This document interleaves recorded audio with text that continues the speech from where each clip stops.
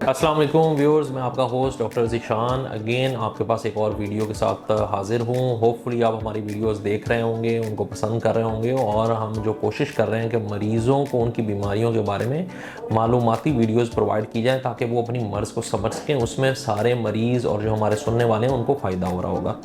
आज की जो बीमारी है जिसके बारे में हम डिस्कस करना चाह रहे हैं, ये बड़ी एक ख़ास किस्म की रूमेटोलॉजिकल डिजीज़ है जिसमें आपकी क़ुव्वत मुदाफ़ियत आपकी जिल्द के ख़िलाफ़ लड़ने लगती है।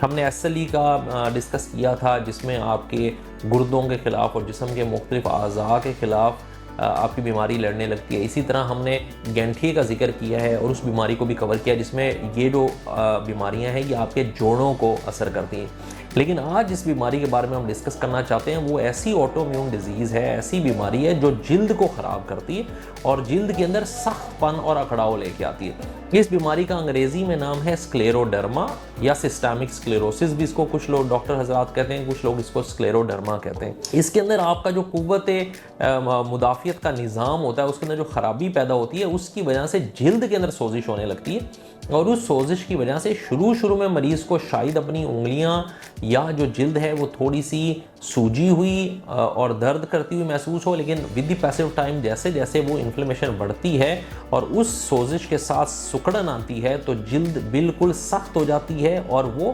सुकड़ जाती है। जिस तरह मैं आपको ये करके दिखाता हूँ कि अगर हम इसको ऐसे करें तो ये देखिए मैं अपनी जिल्द को उठा सक रहा हूँ, ये पिंच कर पा रहा हूँ मैं अपनी जिल्द को। लेकिन जो इस तरह के मरीज होते हैं उनके अंदर जिल्द इतनी टाइट हुई होती है, जिल्द ऊपर सख्त हो जाती है कि वो इस तरह नहीं कर सकते। याद रखेंगे जब जिल्द सख्त होती है तो एक तो जारी बात है उसको छोटी छोटी जो चोट है वो ख़राब करती है और दूसरा जिल्द कुछ जगहों पे अल्लाह ताला ने कुदरती तौर पे नरम छोड़ी होती है ताकि जोड़ में मूवमेंट हो सके। जिस तरह आपकी ये नक्कल्स के ऊपर जो जिल्द होती है, आपकी कोनियों के ऊपर जो जिल्द होती है वो नरम होती है और वो फोल्डेड होती है ताकि जब आप उसको फोल्ड करें तो वो खुल जाए जिल्द और आपका जोड़ मूव कर सके। जब ये सारी जिल्द टाइट हो जाएगी तो फिर जाहिर बात है आप जोड़ मूव नहीं कर पाएंगे। ऐसे मरीज़ों के अंदर सबसे बड़ा मसला उनको तब ही महसूस होना शुरू होता है जब वो समझते हैं कि हमारे हाथ बंद नहीं हो रहे, हमारे हाथ मुड़ नहीं रहे, हमारी कलाइयाँ हिल नहीं रही, पाँव के जो जोड़ हैं वो हिल नहीं रहे। तो उस टाइम उनको सबसे पहले ये महसूस होता है और वो डॉक्टर के पास आते हैं, जबकि जो जिल्द की सोजिश है वो बड़े अरसे से चल रही होती है। इसके अलावा जिल्द की जो सोजिश है, इसके अलावा जो बहुत और दूसरी 2-3 चीज़ें बड़ी ज़रूरी हैं बतानी जो इस मर्ज़ में हो सकती हैं, वो ये है कि मुँह खुलना जो है, क्योंकि जो जब चेहरे की जिल्द अकड़ती है तो मुंह जो खुलता है हमारा और बंद होता है तो वो पूरा खुल नहीं सकता, तो मुंह खुलना थोड़ा हो जाता है। इसी तरह निगलने में मसला होता है। तो ये चीज़ें ज़हन में रखें, इस तरह के मरीज़ों के अंदर ये सारी हो सकती हैं। कुछ लोगों के अंदर ये पूरे जिस्म की जिल्द को इन्वॉल्व करता है और उसके अंदर हम इसको डिफ्यूज स्क्लेरोडर्मा या डिफ्यूज सिस्टेमिक स्क्लेरोसिस कहते हैं। और कुछ के अंदर ये सिर्फ कोनियों से नीचे और घुटनों से नीचे और चेहरे को इन्वॉल्व करता है और उसके अंदर हम इसको लिमिटेड कुटेनियस स्क्लेरोडर्मा लेबल करते हैं। ये बीमारी जितनी जल्दी तशखीस हो उतना ही इसका अच्छा इलाज है।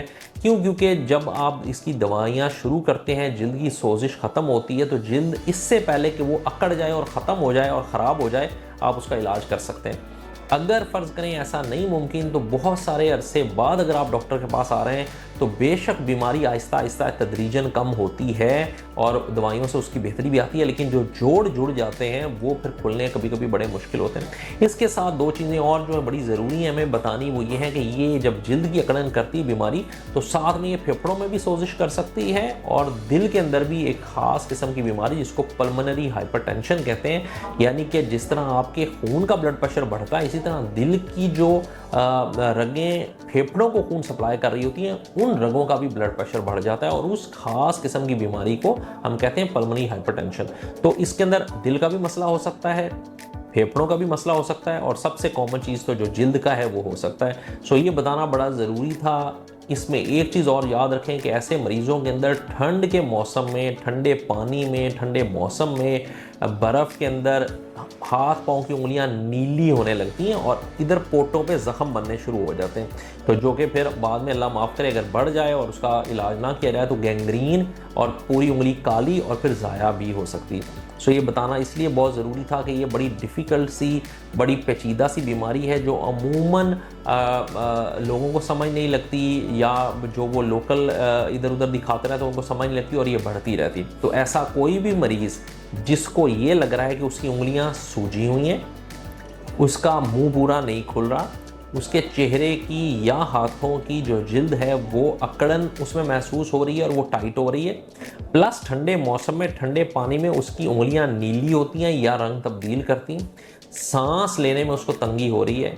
ये सारी अलामात ऐसी हैं जहाँ से मरीज़ को, सुनने वाले हमारे को ये हिंट लेना चाहिए कि हो सकता है कि मुझे स्क्लेरोडर्मा या सिस्टेमिक स्क्लेरोसिस हो। और अगर इनमें से कोई भी अलामत आपको आ रही है तो वक्ती तौर पे, फौरी तौर पे अपने काम छोड़ें और किसी भी करीबी रूमेटोलॉजिस्ट से रब्ता करें ताकि वो देखे और बीमारी को जितनी जल्दी तशखीस कर सके उतनी जल्दी तशखीस हो और आपका इलाज मुमकिन हो।